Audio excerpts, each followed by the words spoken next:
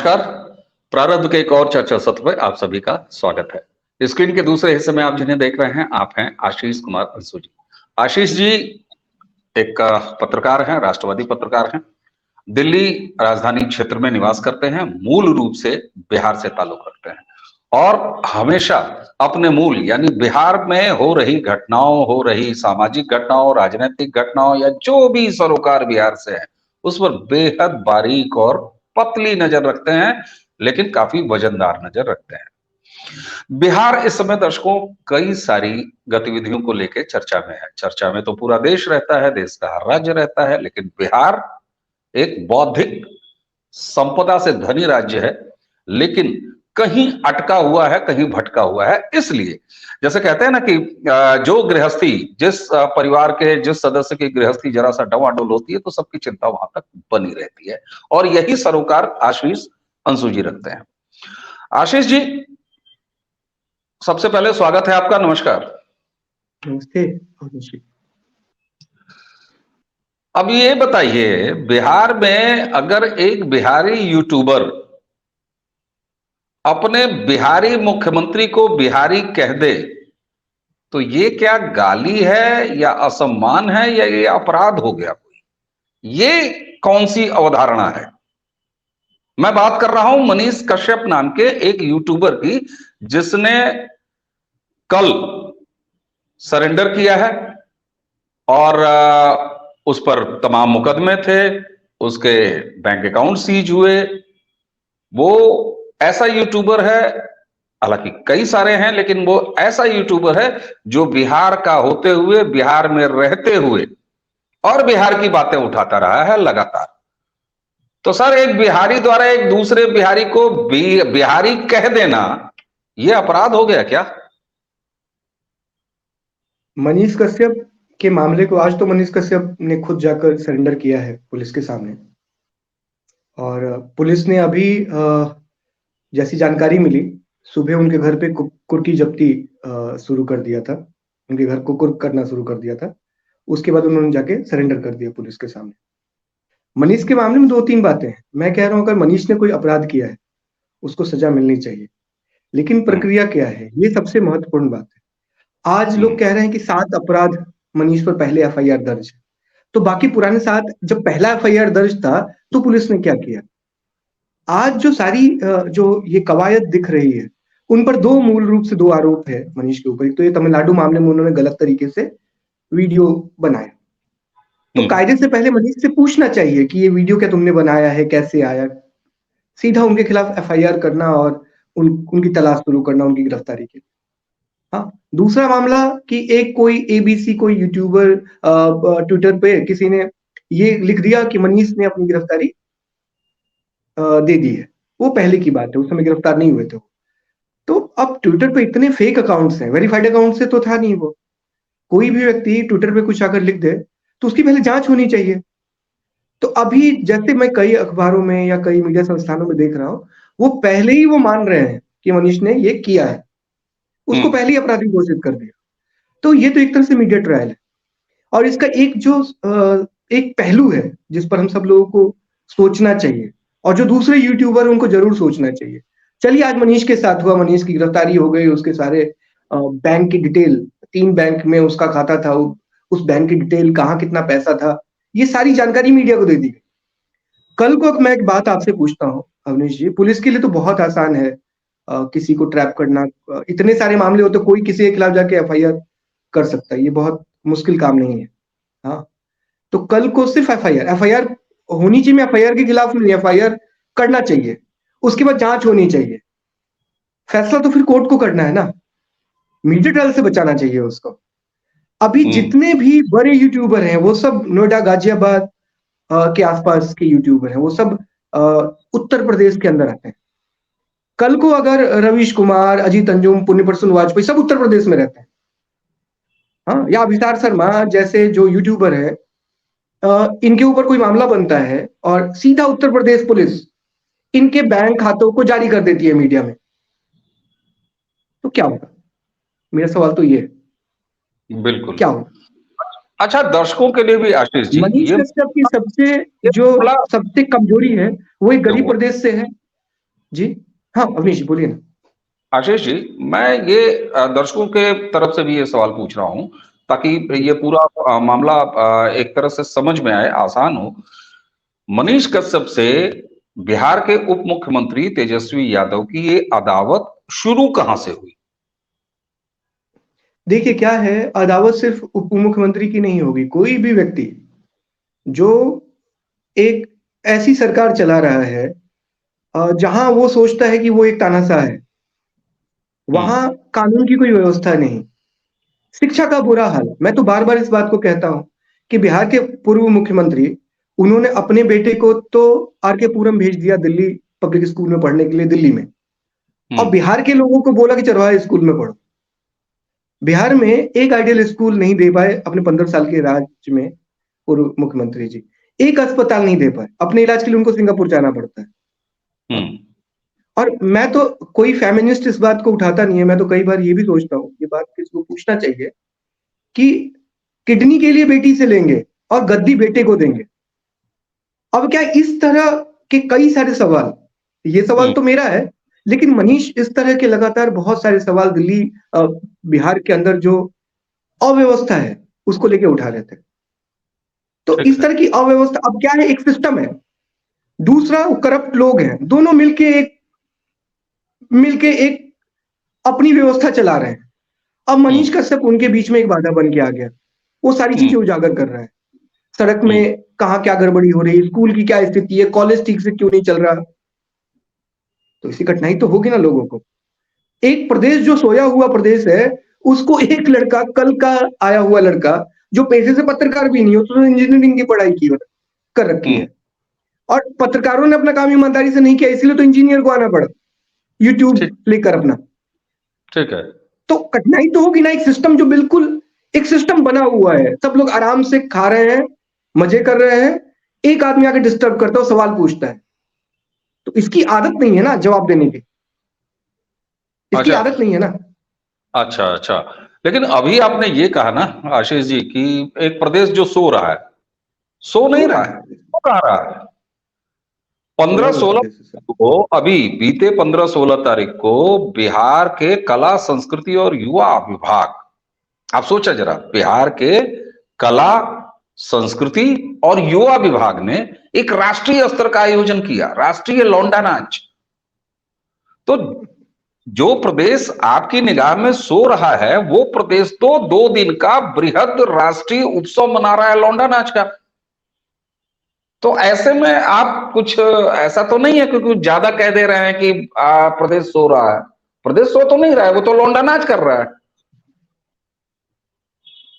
Sir क्या है, बच्चे को सुलाने के लिए भी लोरी सुनानी पड़ती है। अच्छा। बच्चा ठीक से सो जाए इसके लिए लोरी सुनानी पड़ती है। मैं तो एक बात फिर कह रहा हूँ कि मनीष कश्यप के यहाँ कुर्की हो गई तुरंत, एकदम पुलिस एक्टिव, हम्म। बिहार बेतिया की पुलिस इतनी एक्टिव। मैं आपको उसी जिले की बात बताता हूँ, उसी इनका जो जगदीशपुर थाने में इसने अब सरेंडर जाके किया है, और ये मझौलिया के रहने वाले हैं, पश्चिम चंपारण के अंदर। वहीं एक और प्रखंड है, हाँ, उसका नाम है गौनाहा। अब गौनाहा थाना में एक एफआईआर का मामला है, वो लगभग 8 महीने से वहां जांच चली, आरटीआई से जवाब मिला कि हम जांच कर रहे हैं इस एफआईआर को, करना है नहीं करना है। एक तरफ तो जांच चल रही है, आरटीआई से पता चलता है कि वो जांच चल रही है, एफआईआर करना है कि नहीं करना है गौनाहा थाना में, और एक तरफ कुर्की हो जाती है 10 दिनों में एक व्यक्ति के यहाँ। कितनी तेजी से काम चल रहा है। दूसरी बात कि मैंने उस थाने में फोन किया, तो वहां का जो एएसआई है वो मुझसे थाना प्रभारी बन के बात कर रहा है, और 20 मिनट के बातचीत के बाद बताता है कि वो थाना प्रभारी नहीं है, वो थाने का एएसआई है। और हम्म। सबसे कमाल की बात तो ये हुई कि वो आदमी इस केस के बारे में कहता है कि मुझे कोई जानकारी नहीं है कि कोई ऐसा एफआईआर हमारे यहाँ आया है। बाद में जानकारी मिलती है मुझे एक आरटीआई से कि वही वो जांच अधिकारी है जो उस केस को देख रहा है।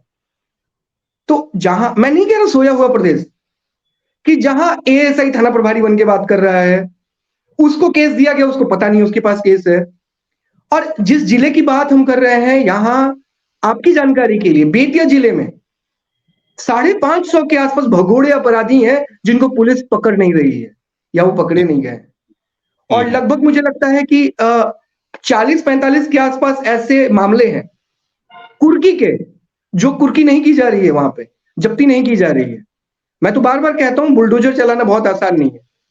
बिहार सरकार के पास, ये तो मैं सिर्फ एक जिले की बात बता रहा हूँ, 40-45, पूरे बिहार में ऐसे 4000 मामले हैं जहां कुर्की करनी है।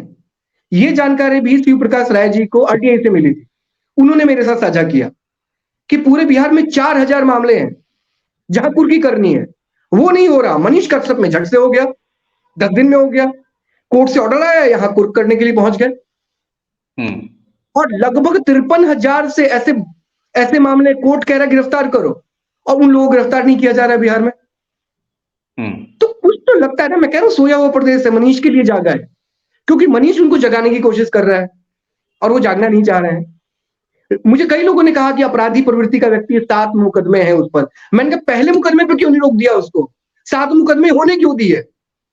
इसका जवाब कोई नहीं दे रहा। आज क्या है, सीधा सीधा वो जब क्या सरकार में जो टॉप पे जो लोग बैठे होते हैं ना, वो हर आदमी को कहता है औकात में रहो, हम तक पहुंचोगे तो दबा दिए जाओगे, नीचे तुम्हें जो करना है करते रहो।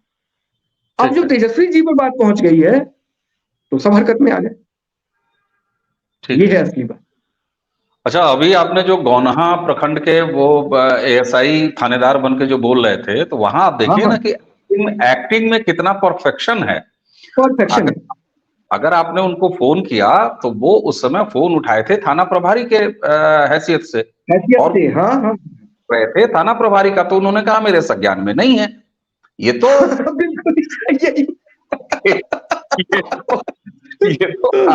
ये तो आरटीआई की है ना, कि जिसमें आपको पता लग गया कि साहब वही एएसआई साहब जो है उसके जांच अधिकारी हैं। तो अगर आपने होता तो वो झट से रोल बदल के एएसआई आते और तब कहते नहीं साहब मैं ही जांच अधिकारी हूं। तो यहाँ तो मैं कहता हूं कि बौद्धिक संपदा के साथ साथ हर तरह की कला से भरपूर भरी हुई धरती है बिहार। मतलब गौनहा थाना में ये परफेक्शन का मामला है, ये आप कहना चाह रहे हैं? बिल्कुल। एक्टिंग का इससे बड़ा उदाहरण नहीं मिलता है। मुझे तो लगता है कि बॉलीवुड को इससे सीखना चाहिए और बड़े बड़े नाट्यकर्मियों को इससे सीखना चाहिए कि किस तरीके से एक ही व्यक्ति अलग अलग कैरेक्टर निभाता है और कितने परफेक्शन से निभाता है, जिसका उदाहरण अभी आपने दिया। अच्छा, बात शुरू हुई हमारी मनीष कश्यप एक यूट्यूबर से। आपने गिनाया कि बिहार से ताल्लुक रखने वाले बड़े बड़े यूट्यूबर, स्थापित यूट्यूबर, जो कि कभी स्थापित मीडिया से थे, आज किसी कारण अकारण वकारण जो भी कहिए उसकी वजह से यूट्यूबर हैं, वो सब रहते हैं एनसीआर क्षेत्र के उत्तर प्रदेश में। ठीक है, मैं तो नाम भी बताया आपको सबके। बिल्कुल, आपने रवीश कुमार का नाम बताया, आपने अपने प्रसून का नाम बताया, आपने अभिसार का नाम बताया। ऐसे और भी तथाकथित राष्ट्रवादी यूट्यूबर वह भी बसते हैं एनसीआर के क्षेत्र में। मैंने हमेशा ये पाया है, उनमें से कई मेरे जानने वाले हैं, कई मेरे मित्र भी हैं। मैंने ये पाया है कि लक्षद्वीप में अगर बारिश हो जाए तो सबसे पहला ट्वीट और सबसे पहला वीडियो उनका होता है।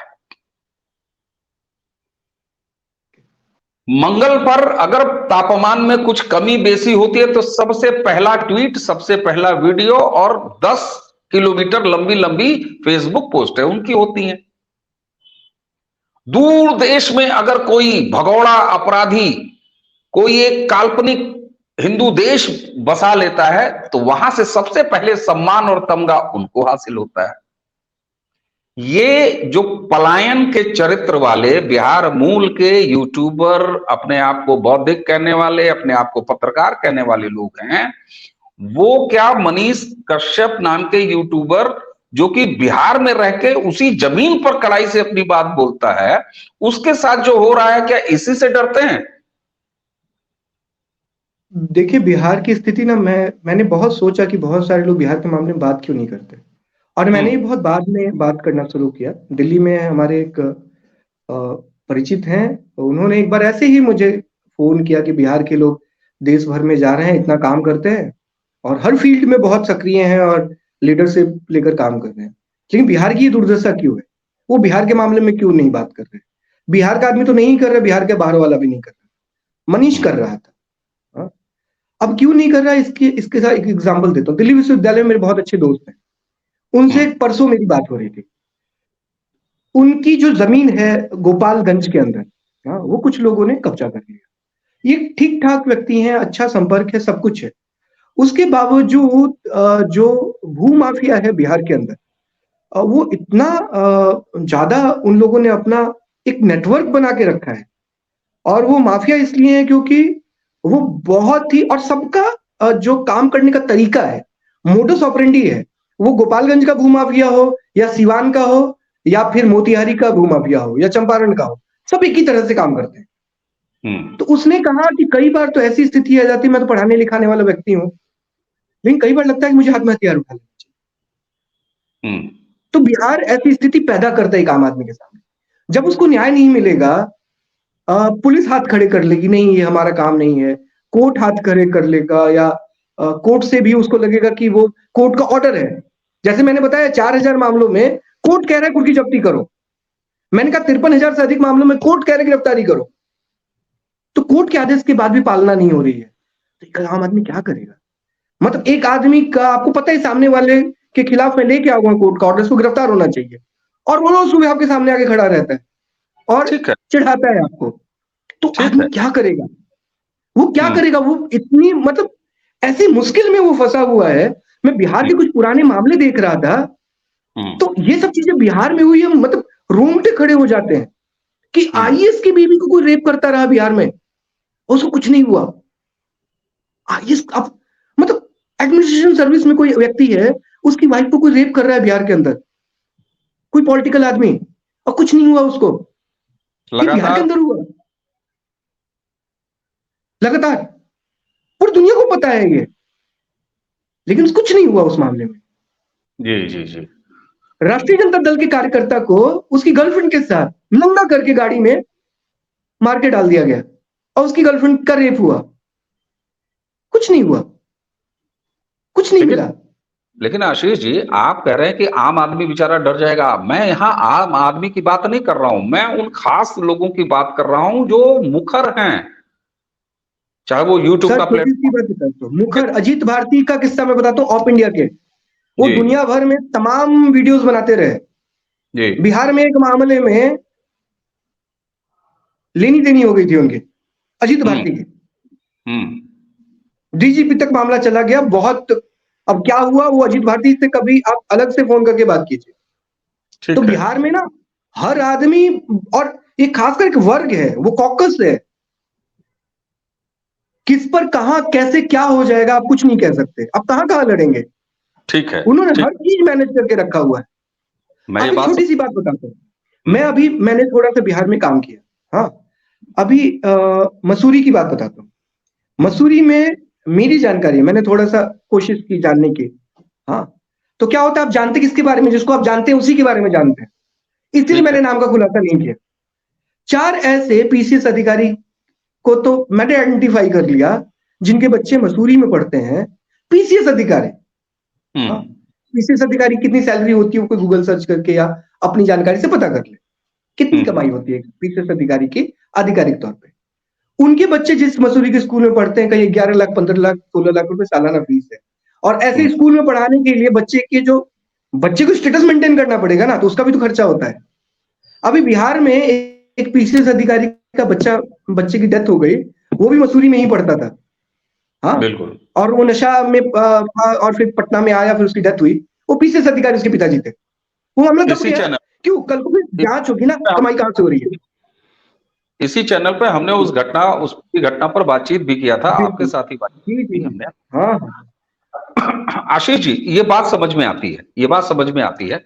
आपने काफी जी, मैं तो कहता हूं कि क्यों नहीं बिहार सरकार हर पीसीएस अधिकारी को कहती है कि तुम बताओ कहां से कमाई हो रही है, थानेदार से क्यों नहीं कहती तुम आय का और कहां क्या खरीदा बेचा है उसकी जानकारी दो। बिल्कुल बिल्कुल आशीष जी, देखिए, हालांकि ये एक सहज सी मजाक की बात है कि मैं अपने निजी बातचीत में अब धीरे धीरे बिहार को बिहार राष्ट्र कहने लगा हूं, राज्य की जगह। और मैं कोई तुलना नहीं कर रहा हूं, इसको बिल्कुल बड़े साफ शब्दों में कह रहा हूं कि मैं ये कोई तुलना नहीं है। लेकिन मैं जरा पाकिस्तान के यूट्यूबर्स को देखता हूं, फॉलो करता हूं। कई ऐसे यूट्यूबर्स हैं पाकिस्तान के जहां मैं फॉलो करता हूं, और मैंने ये पाया है कि 99.99% जनता जब कोई पाकिस्तानी यूट्यूबर पूछता है कि साहब हम जो है हमारी अर्थव्यवस्था क्यों ऐसी जा रही है, हम बैंकरप्ट क्यों होने वाले हैं, हमारा ये समस्या क्यों है, हमारे यहाँ वो समस्या क्या है, तो मालूम है 99.99% लोगों का जवाब क्या होता है? मैंने जो महसूस किया है वो ये कहते हैं कि साहब हमारे यहाँ इंतजामिया गड़बड़ है, हमारे यहाँ सरकार खराब है, हमारे यहाँ सरकार ध्यान नहीं देती। मैं फिर कह रहा हूं कि तुलना कोई नहीं कर रहा हूं, वापस आता हूं बिहार पे। बिहार की जनता, बिहार का मतदाता जो अपने आप को प्रबुद्ध कहता ही नहीं बल्कि प्रबुद्ध है, वो पिछले 3 दशकों से ऐसा क्या कर रहा है बिहार के जनमत को लेके कि जहां उसको आज भी 30-35 साल के बाद ये कहना पड़ रहा है कि साहब 15 साल तो हमारे जंगल राज में चले गए और बाकी जो बचा था काले चोर ले गए। सरकार ये नहीं कर रही है, सरकार वो नहीं कर रही है, जनता क्या कर रही है सर बिहार की? इस पर हमारी पहले भी बात हुई है बिहार की जनता को लेकर। मैं हमेशा बिहार के जो लोग हैं उनको 3 हिस्सों में बांट के चलता हूँ पहले दिन से। एक वो जो बिहार में रह गए, जिनका जन्म बिहार में हुआ, बिहार में पले बढ़े और बिहार में रहे। दूसरे वो लोग थे जो बिहार से उन्होंने 12वीं तक या ग्रेजुएशन तक की पढ़ाई की, उसके बाद वो दिल्ली आए। बिहार से अभी भी ताल्लुक इसलिए क्योंकि परिवार बिहार में रहता है, तो नियमित दीपावली में, होली में, छठ में आते जाते रहते हैं। और तीसरा वो तबका है जो बिहार उसने देखा ही नहीं है। हाँ, वो 2-3 पीढ़ी से बिहार से बाहर है जी। तो ये जो 2 लोग हैं ना जो बिहार से बाहर निकल गए, बाहर की दुनिया देखी, मुंबई में रहे, बेंगलुरु में रहे, दिल्ली में रहे, वो जाते हैं बिहार तो देखते हैं, वो 2-4-5 दिन के लिए जाते हैं, वो बहुत दुखी भी होते हैं, फिर लौट के आते हैं। जब वो बिहार में होते हैं उनको लगता है सब बदलेंगे, कुछ करना है, कुछ करना है, फिर यहाँ आते दाल रोटी में लग जाते हैं, फिर अपनी जिंदगी चलते हैं। जो बिहार में जो लोग हैं उनकी स्थिति बहुत दयनीय है, क्योंकि न्याय की जो लड़ाई है वो हमारे यहाँ बिना पैसों के नहीं होती है सर। आपको ना कहीं भी थाने में जाके बात कीजिए, वो कहेगा ये तो हमारे यहाँ तो कुछ नहीं होगा, आप तो कोर्ट जाइए। कोर्ट में किसी को पैर भी रखना है ना तो पैसा लगता है। दूसरी बात, सबसे कमाल की बात है, आपके हिस्से कौन सा वकील आता है। और क्या है, किसी भी कोर्ट में गिनती के वकील होते हैं जो जिनको सब लोग जानते हैं शहर के अंदर। शहर छोटा होता है तो वहां के जो माफिया हैं वो सब पर्सनली उनको साल में 6 महीने 8 महीने बुला के अच्छा उनके लिए सारी उनकी सुख सुविधाओं का तो ख्याल भी रखा जाता है, गिफ्ट भी भेजा जाता है। अगर और ये 4-5 लोग ही हैं हर जिले में। मैं अभी एक आदमी पर काम कर रहा था, मैं आपको बताता हूँ। वो आदमी एक कंस्ट्रक्शन कंपनी चलाता है, हाँ, उसका दामाद आईएएस है, और साथ में ये जमीन का इधर उधर शराब का भी काम है उनका, लड़कियों का भी कुछ है, लड़कियां बुलाना, उनको प्रोवाइड करना लोगों को। आपको पता है ना बिहार के मैक्सिमम लोग, जो बड़े बड़े लोग दिल्ली आते सबसे पहले यहाँ शराब ढूंढते हैं, शराब कहाँ मिलेगी तो वो वहीं बिहार में उपलब्ध कराते हैं लोगों को। और दामाद उनके आईएएस है, कंस्ट्रक्शन की कंपनी है।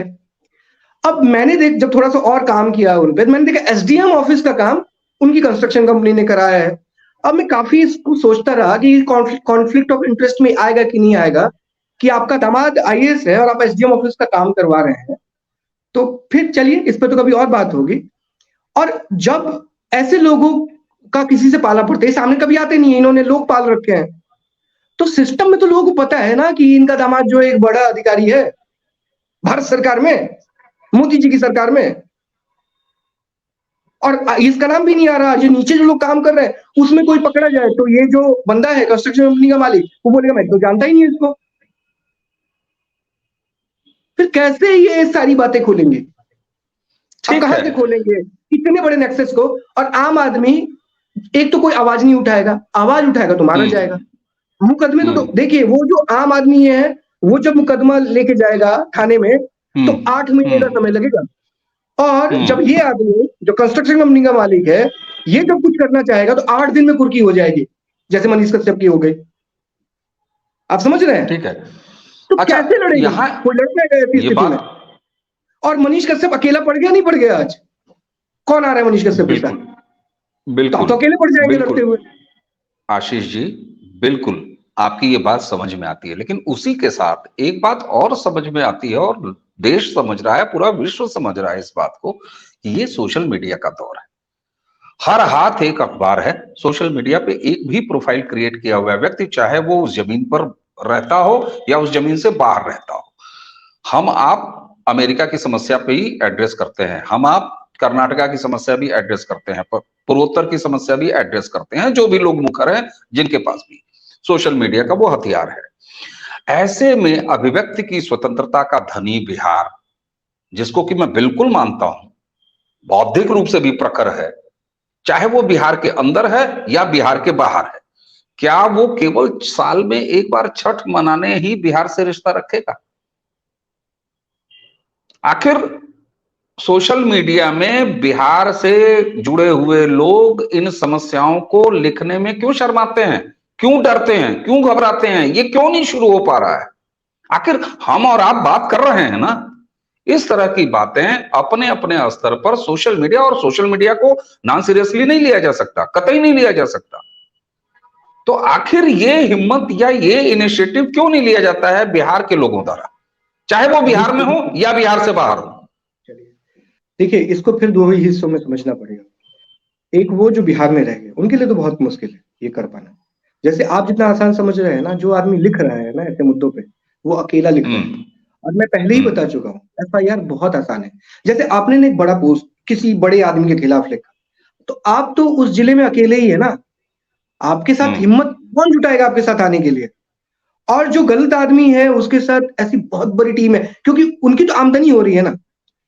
कोई माफिया है, माफिया से 50 लोगों का पेट पल रहा है, और जो क्रांतिकारी है ना, अपनी जेब से पैसा खर्च करके काम कर रहा है। ठीक है, तो आपने कोई चीज लिखी, उसमें नीचे किसी ने आके लिखा है तो झूठा है, कोई आके लिखेगा इसका तो खानदानी यही है, कोई लिखेगा इसका बाप चोर है।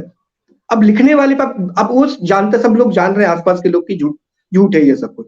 लेकिन जो तीसरा आदमी पढ़ रहा है ना बहादुर, वो तो सोचेगा यार इतने सारे लोग लिख रहे हैं, कुछ तो सच होगा इसके पीछे, कुछ तो सच होगा, तभी तो इतने लोग लिख रहे हैं इसके बारे में, चाहे वो उसका कहीं उस पोस्ट से कोई मतलब ही ना हो उस बात का। और फिर एक समाज में उसके खिलाफ जहर उगलना, उसकी एक इमेज बनाना, ये काम शुरू हो जाएगा। और ये जो लोग हैं ना, इनका पूरा समय इनका चौक चौराहों पे ही कटता है। आप उत्तर प्रदेश के, आप इन सब बातों से अनभिज्ञ नहीं है, आपको पता है, इन लोगों से परिचित है, ये कैरेक्टर आपके आसपास भी है। इनका पूरे समय चौक पे कटेगा, चौराहों पे कटेगा, लोगों के बीच में कटेगा। और इनसे लोग इसलिए नहीं उलझते कि ये दो काम भी करवाते हैं, पैसा लेके ही करवाते हैं।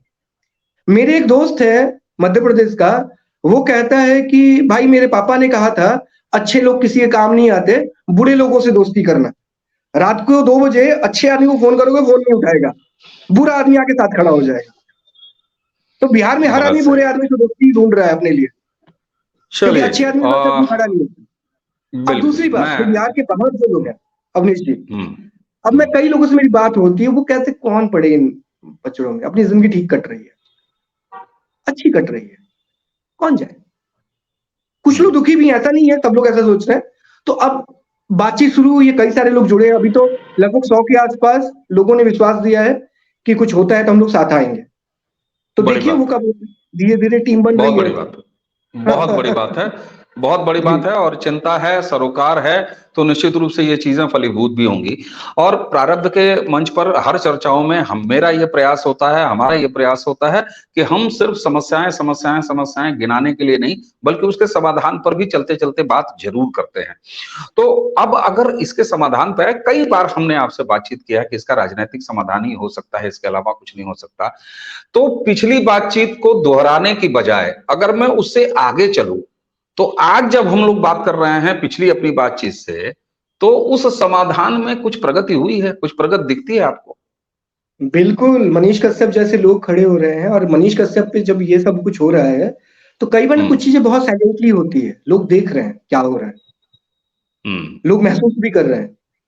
आज मैं और आप बात कर रहे हैं, ये बात भी 50 लोग, 100 लोग, 200 लोग सुनेंगे, उसमें से 5 खड़े होंगे। और क्या होता है, दिए से दिया जलता है।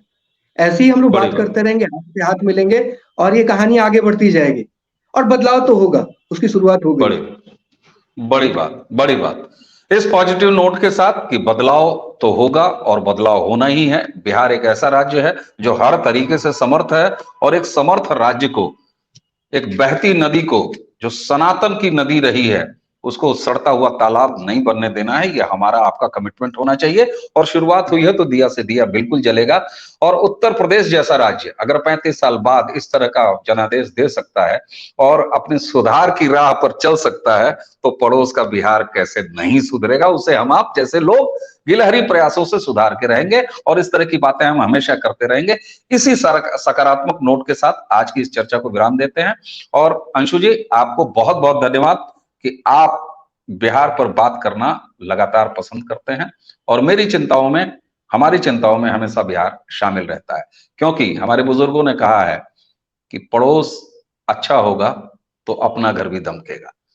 पड़ोस अगर बुरा होगा, पड़ोस अगर बदहाल होगा, तो उसके बगल में अट्टालिका बन जाने का वो मजा, वो आनंद नहीं रहता है। तो चलिए इसी पॉजिटिव नोट के साथ दर्शकों से भी लेते हैं विदा। और दर्शकों, आपसे विदा लेने से पहले एक बार फिर हाथ जोड़ के वही प्रार्थना, इस चैनल को सब्सक्राइब कीजिए। नमस्कार। धन्यवाद।